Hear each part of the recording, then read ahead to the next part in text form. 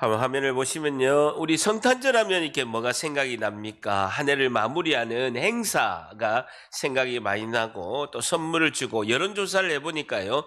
성탄절 하면 무엇이 생각이 나는가 했더니만 이제 행사, 그 다음에 이제 한 해를 마무리하는 선물 교환, 그리고 연인들의 모임, 그리고 이제 각종 모임 이렇게 생각하고 예수님이라는 단어가 생각나는 것이 6%밖에 안 된답니다. 6%. 성탄절의 주인공은 예수님의 탄생을 기념하는 날인데 일반 사람이건 교회를 다니는 사람이건 예수님을 생각하는 사람은 6%밖에 안 된다는 거죠. 대한민국에 성탄절 하면서 떠오르는 단어가 예수님이라고 생각하는 사람은 100명에 6명밖에 없다고 이렇게 합니다. 오히려 산타가 주인공이 되는 그런 시대가 되었습니다. 산타크로스 그리고 성탄트리라고 해서 산타가 오히려 크리스마스의 주인공이 되고 선물을 주고받는 연말에 한 해를 마무리하는 그런 것에 이제 우리가 집중하는 것이 성탄절이 되어버렸습니다. 여러분 현재 성탄절의 85%가 예수님 없는 행사입니다. 방송국에도 보면 성탄절이라고 해도 85%가 예수님을 언급하지 않는 그냥 연말의 행사가 된 것이 성탄절의 지금 현실이라고 할 수가 있습니다. 성탄절은 예수님의 탄생을 기념하는 날입니다. 2000년 전에 예수님께서 우리를 구원하시기 위해서 이 땅에 오신 그분은 창조주이시고 하나님이시고 전능자이시고 온 우주 만물을 창조하신 분입니다. 그분께서 창세기 1장에 보게 되면 빛이 있으라라고 말씀하신 거예요. 빛이 있으라라고 그분이 말씀을 선포할 때 성령의 능력으로 온 우주가 탄생하게 됩니다. 지구를 포함해서 온 우주가 탄생하게 되고 지금도 그 빛이 있으라라는 그 말씀이 유효해서 우주는 계속해서 팽창하고 지금도 지구와 같은 별들이 계속해서 생성되고 있다라는 것이죠. 그런 하나님이시고 전능하신 창조주이신 예수님께서 우리를 구원하시기 위해서 인간이 되셔서 이 땅에 내려오신 것입니다. 창조주이신 하나님께서 그 미천한 인간이 되셔서 이 땅에 오셨다라는 것은 가장 큰 역사적인 기적이라고 할 수가 있습니다. 목적은 하나입니다. 우리를 구원하시기 위해서 오셨다라는 것이죠. 예수님께서 이 땅에 오신 가장 큰 목적은요, 예수님께서는 죽기 위해서 이 땅에 태어나셨다라는 것입니다. 모든 사람은요, 살기 위해서 태어납니다. 모든 사람은요, 살아내기 위해서 태어납니다. 그러나 유일하게 예수님만은 죽기 위해서 이 땅에 태어나신 분이에요. 왜? 우리 죄를 대신해서 죄값을 다 치르시기 위해서 골고다 갈보리 언덕에서 십자가에 죽기 위해서 이 땅에 태어나셨다라는 것이죠. 고난을 받고 죽으시기 위해서 태어나셨다라는 겁니다. 히브리서 2장 9절 우리 한번 같이 읽습니다. 시작. 곧 죽음의 고난 받으심으로 말미암아 영광과 존귀로 관을 쓰신 예수를 보니 이를 행하심은 하나님의 은혜로 말미암아 모든 사람을 위하여 죽음을 맛보려 하심이다 하면 죽음의 고난을 받으심으로 말미암아 영광과 존귀로 관을 쓰신 예수님을 보니까 이렇게 행하심은 하나님의 은혜로 말미암아 모든 사람을 위하여 누구를 위하여? 모든 사람을 위하여 예수님께서 죽으시기 위해서 모든 사람의 죄를 인류에 오가는 6천년의 모든 역사에 인류의 모든 죄를 지시고 그분은 갈보리 언덕에서 십자가에 죽으셨다. 우리가 죽어야 할 죽음을 대신하기 위해서 우리가 죄로 인해서 사망과 죽음으로 죽을 수밖에 없는 우리를 대신하여 우리 죄를 대신하여 십자가에 죽기 위해서 이 땅에 오셨다라는 것입니다. 근데 꼭 예수님은 그 방법밖에 없었냐는 거죠. 많은 방법이 있는데 우리 죄 문제를 해결하는 것이 그 방법 외에는 없었나 하는 거죠. 다른 방법은 없느냐는 것이죠. 요한복음 6장 39절 같이 있습니다. 시작. 나를 보내신 이의 뜻은 내게 주신 자 중에 내가 하나도 잃어버리지 아니하고 마지막 날에 다시 살리는 이것이다. 나를 보내신 이의 하나님의 뜻은 내게 주신 자 중에 예수님의 안에서 예수님 안에 있는 자, 영생의 생명이 있는 자 중에 하나도 잃어버리지 않고 마지막에 날에 다시 살리려기 위해서 주님이 오셨는데, 주님께서 요한복음 12장 24절에 내가 진실로 진실로 너에게 이르노니 하늘의 밀이 땅에 떨어져 죽지 아니하며, 예수님께서 하늘의 밀이 되셔서 땅에 떨어져서 죽지 아니하면 하늘 그대로 있고 죽으면 많은 열매를 맺느니라. 예수님이 죽음의 그 십자가의 그 보배로운 피가 온 인류를 구원하시는 은혜를 베푸신다라는 거죠. 죄 문제를 해결하신다라는 것입니다. 나는 생명을 구하러 간다라는 것이죠. 예수님은 과연 어떤 죄 때문에 우리를 대신하여, 나를 대신하여 죽으셔야 하느냐라는 것이죠. 이사야서 53장 6절 같이 있습니다. 시작. 우리는 다 양 같아서 그릇 행하여 각기 제 길로 갔거늘 여호와께서는 우리 모두의 죄악을 그에게 담당시키셨다라는, 굉장히 중요합니다. 우리가 욕을 하고 사람을 미워하고 비난하고 도둑질하고 강도하고 간음하고 이런 죄가 아니라, 예수님께서 우리를 대신하여 십자가에 죽으시는 죄는요, 제목이 딱 하나입니다. 각기 제 길로 갔거니. 예수님께서 우리가 흔히 말하는 죄, 경찰이 오고 검찰이 와서 형사로 인해서 구속하는 그 죄, 그것은 죄의 결과예요. 죄란 건 무엇이냐는 거예요. 각기 제 길로 갔다는. 우리는 다 양 같아서 각기 제 길로 갔다. 내가 내 삶의 주인이 돼서 내 마음대로 사는 거예요.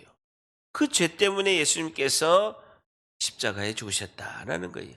모든 죄의 근원은요, 내가 주인 된 죄예요. 별단합니다. 모든 죄의 근원은 내가 주인 된 죄이다.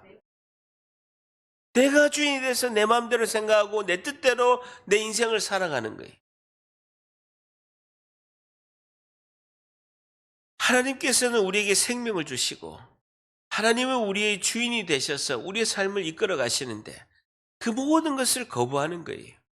내 생각대로, 내 가치관대로, 내 뜻대로 살아가는 것. 이 죄 때문에 예수님께서 십자가에 죽으신 거예요. 이 죄를 예수님에게 철저히 예수님께 옮겨야 되는 거예요. 내 죄를 어린 양에게, 제사장 앞에서 어린 양에게 죄를 다 옮겨서 그 어린 양을 피를 가지고 제사를 지낸 것처럼 내 죄를, 모든 죄의 진노를 예수님에게 다 담당시키는 거예요. 그랬을 때 예수님의 그 흠없는 의가, 예수님이 죄값을 다 치르시고 그걸 우리가 믿음으로 말미암아 그 의가 우리에게 전가가 되는 거예요.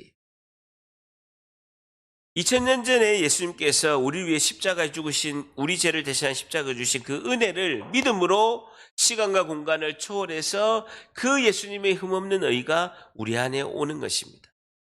그것을 믿음이라고 하는 것이죠. 여러분, 우리는 시간과 공간과 모든 제약 속에서 제한되어 있습니다.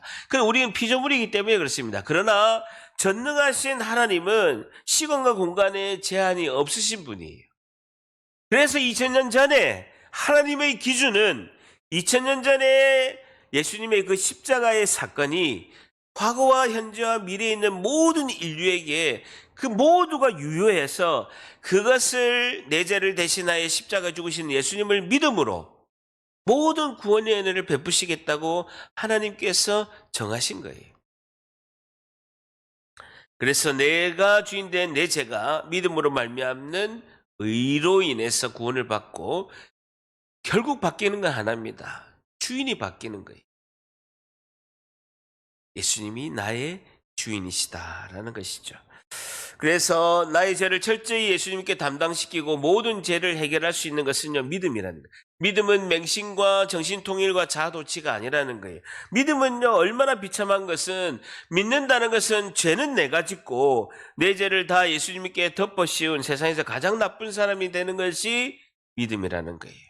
그래서 믿음은 죄의 결과인 진노를 모두 예수님에게 뒤집어 씌우고, 예수님이 죄값을 다 치르시고 그분이 모든 죄의 문제를 해결해서 하나님과 나를 화목케 하시고 천국 백성 되게 하신 것을 믿음으로 그분을 따라 그분의 삶을 우리가 닮아가는 것. 이것이 믿음이다라는 것이죠. 너무나 중요하다. 그렇게 하려면 우리가 어떻게 살아야 되는가? 우리의 소원은 예수 그리스도를 믿고 영접하고 순종하는 것뿐이다라는 거예요. 믿음의 실천은요, 제가 늘 강조하는 것 딱 세 가지입니다. 첫째 뭡니까? 절단합니다. 예수님은 나의 주인이십니다. 한 번 더. 예수님은 나의 주인이십니다. 주님이 하셨습니다. 모든 것이 예수님께 순종하고 주님이 하셨습니다. 주님께 모든 영광을 드리고, 세 번째 뭡니까? 하나님은 언제나 옳습니다. 하나님의 뜻만 따르는 거예요. 우리는 잘 이해가 되지 않을 수가 있습니다. 잘 몰라요. 그런데 하나님이 하시는 모든 일은요, 반드시 선한 길로 인도하신다는, 그때는 잘 몰라요. 잘 모르는데 하나님께서는 반드시 나를 선한 길로 인도하신다라는 겁니다. 절대랍니다. 하나님은 반드시 나를 선한 길로 인도하신다. 오늘 본문을 보게 되면 누가복음 2장은요, 예수님의 탄생 기사가 나와 있고 성탄절에서 가장 많이 설교하는 말씀입니다. 오늘 배경은요, 로마의 1대 황제 아우구스투스가 왕이고, 아우구스투스의 실제 이름은요, 가이우스 옥타비아누스입니다. 로마의 1대 황제입니다. BC 27년부터 AD 14년 동안에 로마의 황제로서 로마의 최고의 황제로 전 세계를 로마가 지배하는, 500년 동안 지배하는 것의 첫 단추를 아우구스투스 가이우스 옥타비아누스 황제가 등극하게 되는 그때에 예수님께서 탄생하게 됩니다. 로마의 최고의 권력자, 전 세계를 500년 동안 가장 큰 나라가 전 세계를 점령한 그때의 초대 황제 가이우스 옥타비아누스가 황제 때에 누가 탄생했느냐? 예수님이 탄생하게 됩니다. 누가복음 2장 1절 같이 있습니다. 시작. 그때의 가이사 아구스토가 영을 내려 천하로 다 호적하라 하였으니, 굉장히 중요한 오늘 단어가요, 그때입니다. 절단합니다. 그때에. 굉장히 중요한, 오늘 설교 제목이 뭡니까? 하나님의 그때에. 하나님의 그때에. 그때에 가이사 아구스투스 가이우스 옥타비아누스가 로마의 황제로 있을 때에 영을 내린 거예요. 명령을 내렸는데 천하로 다 호적을 하라. 사람의 인구수를 다 세서 확인해라. 노동력을 확인하고 세금을 징수하기 위해서, 로마가 전 세계를 지배하니까 세금을 징수하기 위해서 인구조사를 하게 됩니다. 자, 그러면서 그때 2절 3절 같이 있습니다. 시작. 이 호적은 구레노가 수리아 총독이 되었을 때에 처음 한 것이라. 모든 사람이 호적하러 각각 고향으로 돌아가며, 이 호적은 구레뇨가 두 번째 수리아 총독이 되었을 때 처음 하게 된 것이죠. 보세요. 호적을 명령한 것이 로마에서 제일 처음 할 때, 그때에라는 단어가 있습니다.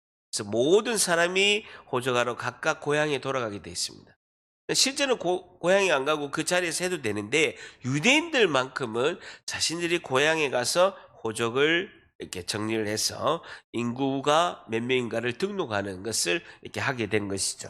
자, 그런데요, 2장 4절 5절 같이 있습니다. 시작. 요셉도 다윗의 집 족속이므로 갈릴리 나사렛 동네에서 유대를 향하여 베들레헴이라 하는 다윗의 동네로 그 약혼한 마리아와 함께 호적하러 올라가니, 마리아가 이미 잉태하였더라. 요셉도 다윗의 자손이에요. 마리아도 다윗의 자손. 둘 다 다윗의 자손이기 때문에, 다윗이 어느 동네 사람이냐면요, 베들레헴 사람이에요. 그러니까 요셉의 고향이 베들레헴이에요. 지금 요셉은 나사렛에서 이렇게 사는데 실제 자기의 고향은 이제 베들레헴이죠. 그래서 모든 사람들이 다 이제 친척이나 모든 이제 그 친족들은 다 베들레헴에 있는 거예요. 요셉도 마리아도 다윗의 자손이기 때문에 갈릴리 나사렛에서 유대를 향해서 베들레헴에 가서 거기서 호적 정리를 하고 인구를 등록하기 위해서 가는 거예요. 근데 거리가요 150km나 돼요. 굉장히 먼 거리예요. 150km나 가서 이제 호적을 등록하라고 가는 거죠. 근데요, 그 약혼한 마리아와 함께 호적하러 올라가니 마리아가 이미 잉태됐다. 그 당시에는요, 약혼하면요 동침을 못하게 됐습니다. 1년 후에 결혼하는데, 약혼만 하고 그다음에 1년 후에 결혼하는데 동침을 못하게 돼 있어요. 지금도요, 결혼 전에 임신하면 뭐 그래도 지금은 좀 덜한 편인데, 제가 결혼할 때만 해도 결혼 전에 임신하면요 굉장히 수치스러웠어요. 근데 하물며 2000년 전에는 약혼만 하고 1년 후에 결혼하는, 1년 후에 왜 결혼하느냐, 약혼하고 난 뒤에 그 신랑의 아버지가 이 아들과 며느리가 살 집을 1년 동안 짓는 거예요. 집을 지어서 집이 다 완성이 되면 1년쯤 되면 며느리에게 가서, 신랑이 가서 신부를 이렇게 데려오면서 정식 결혼을 하게 되는 거죠.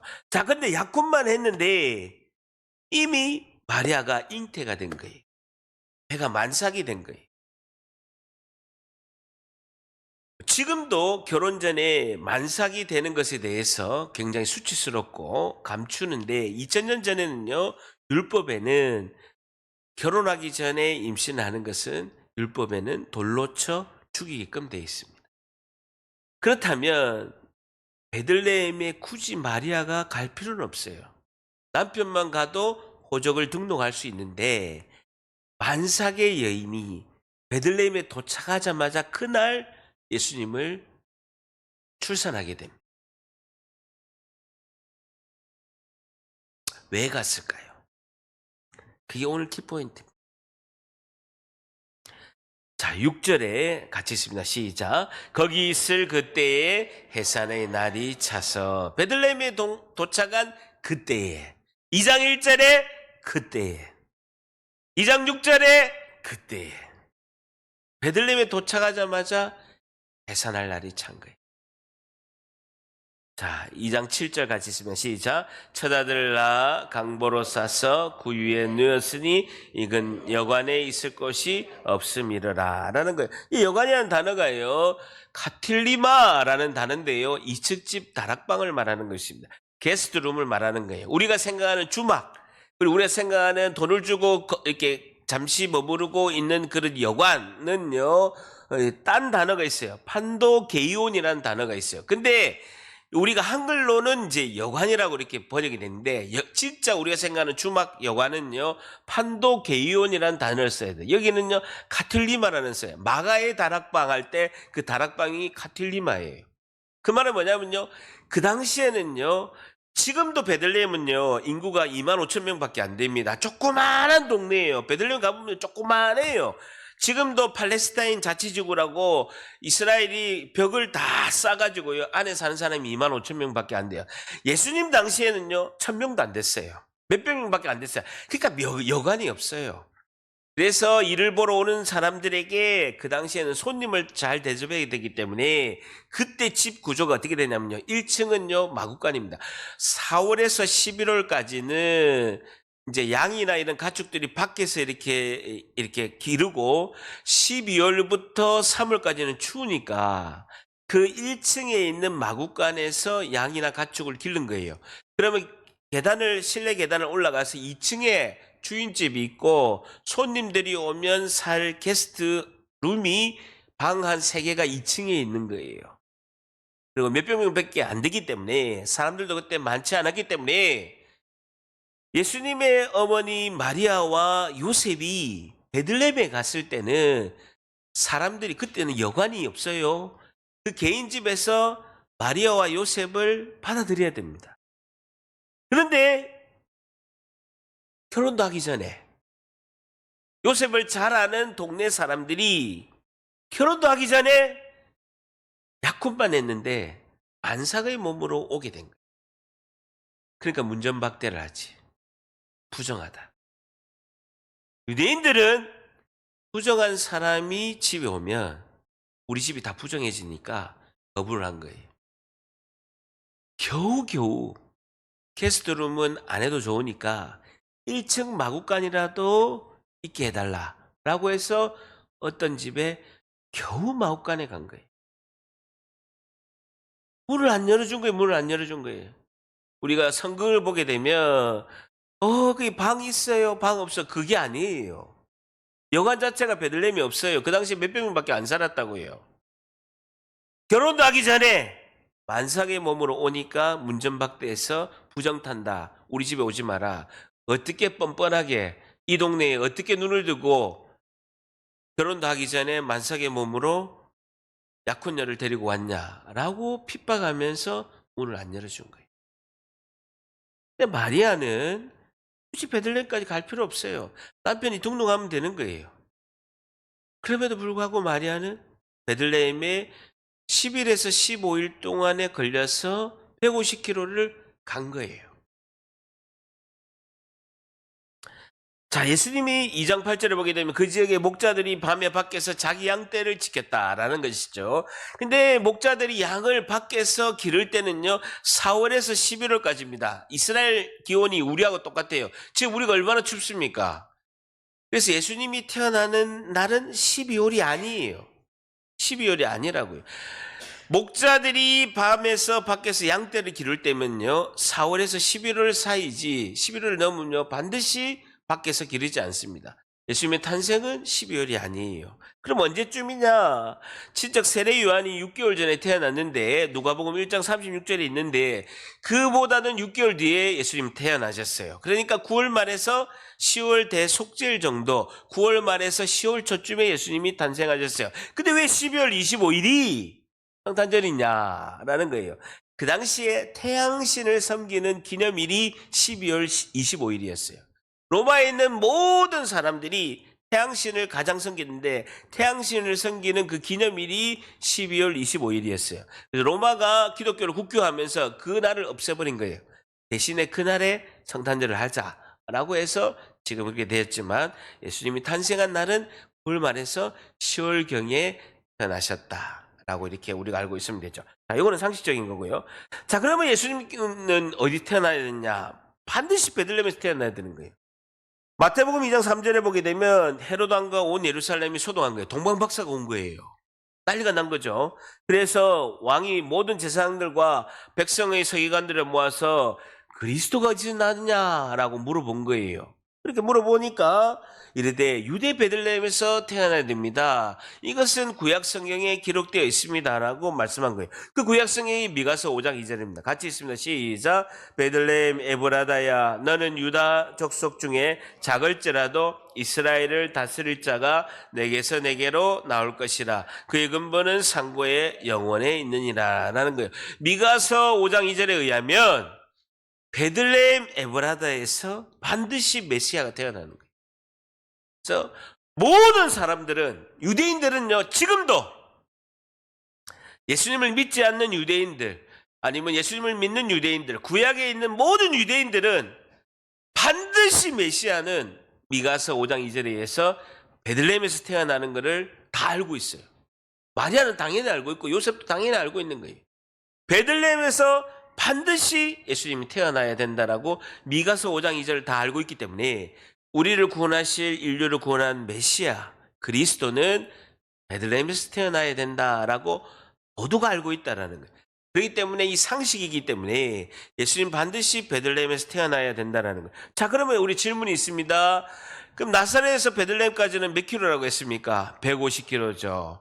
하루에 부지런히 가도 당나귀를 타고 말을 타고 가도 10일에서 15일이 걸립니다. 요셉은 걸어서 가고 마리아는 만삭이니까 이제 나귀를 타고 가든지 걸어서 가든지 어쨌든 보름 정도 걸리는 거죠. 근데 마리아가 해산할 날이 가까워져. 배가 이제 불러가지고 만삭이 다 돼서 임신을 해서 이제 곧 출산이 가까우면 마리아도 알고 있는 거예요. 미가서 5장 2절에 의해서 우리 이 인류를 구원할 메시아 예수님은 베들레헴에서 태어나야 된다는 걸 다 알고 있는 거예요. 그러면 한 달 전이나 두 달 전에 미리 가서 출산 준비를 해야 되잖아요. 잘 따라오고 있습니까? 출산 준비를 미리 해야 되죠. 지금 우리 교회에요. 두 분이 이제 임신을 했어요. 내년에 이제 한 3월, 4월, 7월쯤에 이제 두 아기가 태어납니다. 그분이 이제 태어날 게 출산 예정일이 딱 정해져 있잖아요. 그러면 만약에 같은 상황이라면 그러면 베들레헴에서 태어날 것 같으면 미리 한 달 전에 가서 아니면 두 달 전에 가서 아기가 태어날 걸 준비를 하고 그다음에 출산을 이렇게 준비해야 되는 게 맞잖아요. 특히 우리 두 분은요, 굉장히 또 열정과 에너지가 많아가지고 담임 목사님을 불러서 미리 신방해가지고 출산 예배도 미리 드리고 단도리를 하지 않겠습니까? 마리아는요, 배가 불러가지고 보름 뒤에 아기가 태어날 건데 꼼짝도 안 하는 거예요. 갈릴리에서 꼼짝도 안 하고 있는 거예요. 하나님의 사인이 와야 움직인 거예요. 보름 있다가 출산하는데 미리 가야 되는데, 베들레헴에서 예수님이 태어나야 되는데 미리 가지 않고 여전히 갈릴리에 있는 거예요. 자, 그리고 베들레헴에 도착하자마자 즉시 예수님이 이제 탄생이 된 거죠. 자, 그런데 왜 마리아는 미리 가지 않았을까? 그 이유가 누가복음 2장 12절입니다. 같이 읽습니다. 시작. 너희가 가서 강보에 쌓여 구유에 누워있는 아기를 보리니 이것이 너희에게 표적이니라 하더니라는 겁니다. 예수님께서 동물 말이 그 음식을 먹는 말 구유통에서 태어나신 거예요. 근데 누가복음 2장 12절에는 인류 역사상 가장 큰 기적이 있다. 그 기적은 뭐냐? 인류를 구원할 메시아가 말 구유에 태어났다는 거예요. 말 구유에 태어나서 그 차디찬, 그 지저분한 말이 음식을 먹는 그 말통에 인류를 구원할 메시아가 태어난 이것이 가장 큰 표적과 기적이다라는 거예요.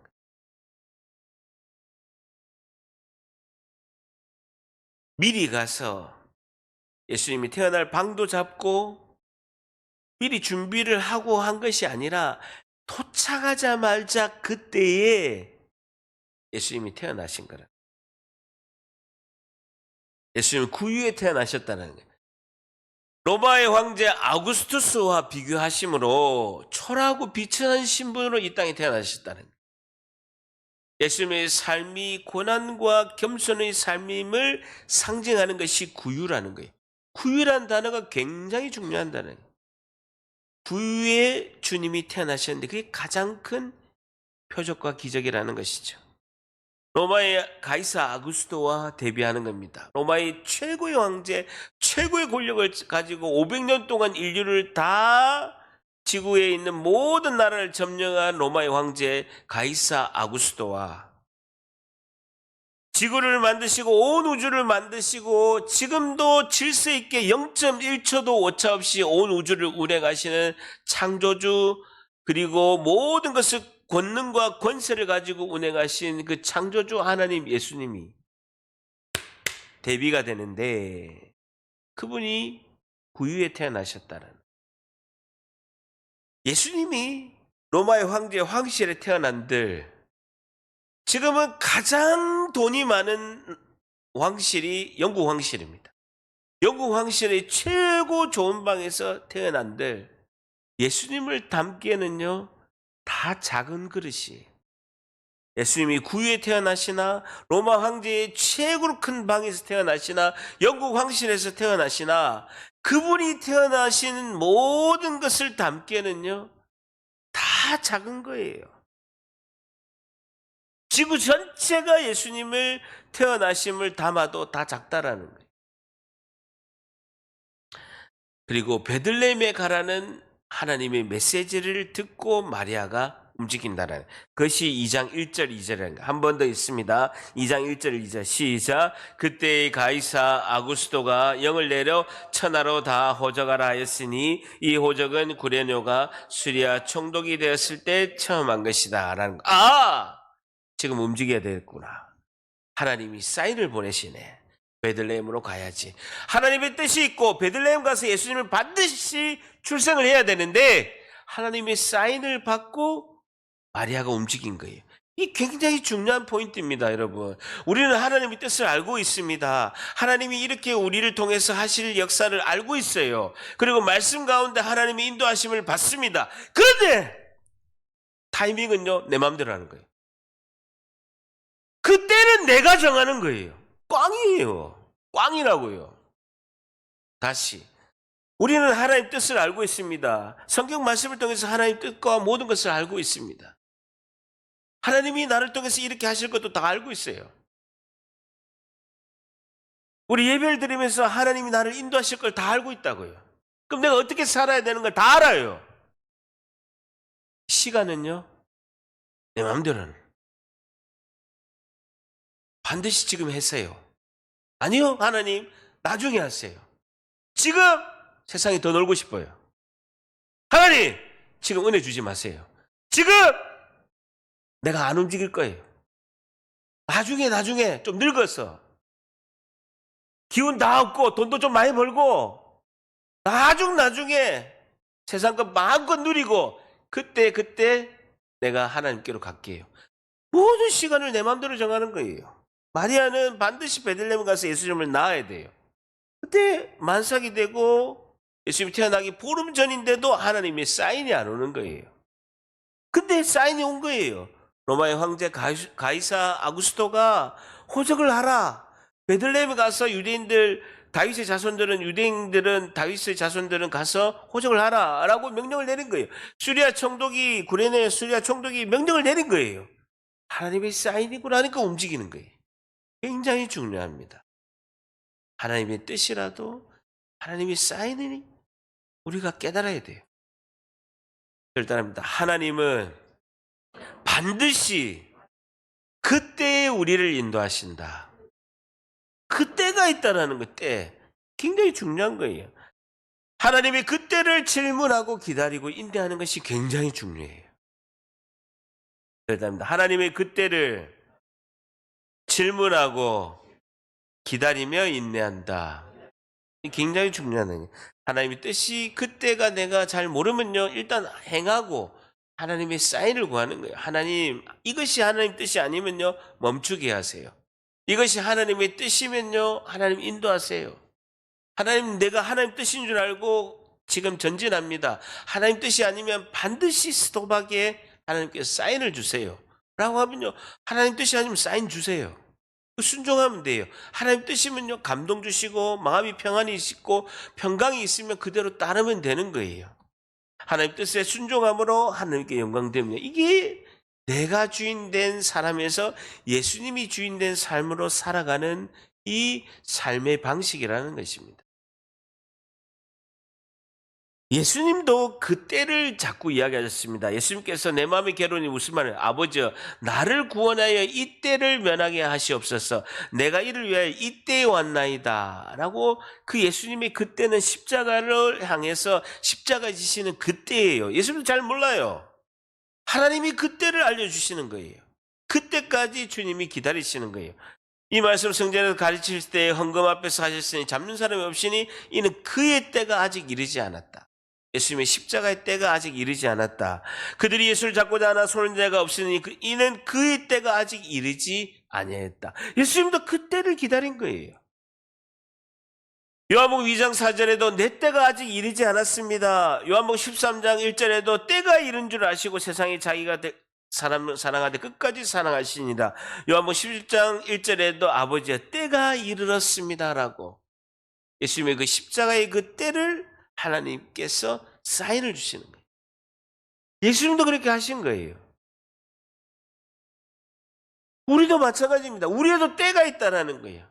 우리의 때가 있다라는 거예요. 그 때가 언제냐요? 로마서 5장 6절 같이 있습니다. 시작. 우리가 아직 연약할 때에 기약대로 그리스도께서 경건하지 않은 자를 위하여 죽으셨다. 로마서 5장 8절 같이 있습니다. 우리가 아직 죄인 되었을 때에 그리스도께서 우리를 위하여 죽으심으로 하나님께서 우리에 대한 자기의 사랑을 확증. 5장 10절 같이 있으면 시작. 곧 우리가 원수 되었을 때에 그의 아들의 죽으심으로 말미암아 하나님과 화목하게 되었은즉 화목하게 된 자로는 더욱 그의 살아나심으로 말미암아 구원을 받을 것이다. 우리의 때가 있다는 거. 우리 때 언제예요?